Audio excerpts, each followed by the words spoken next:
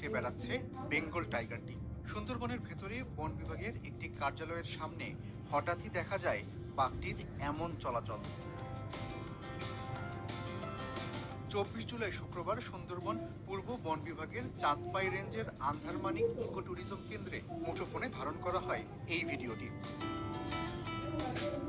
তাতে দেখা যায় শ্যালা নদীর পাশ দিয়ে এসে বাঘটি কিছুক্ষণ চারপাশ পর্যবেক্ষণ করে, এরপর ধীর পায়ে আবার জঙ্গলের দিকে চলে যায়।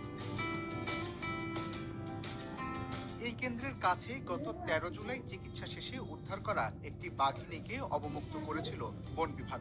তবে শুক্রবার দেখা পাওয়া বাঘটি সেই বাঘিনী কিনা তা এখনো নিশ্চিত হওয়া যায়নি। বন বিভাগের তথ্য অনুযায়ী অবমুক্ত বাঘিনীটির গতিবিধি পর্যবেক্ষণে প্রায় 8 কিলোমিটার এলাকা জুড়ে বসানো হয়েছে 20টি ট্র্যাপ ক্যামেরা।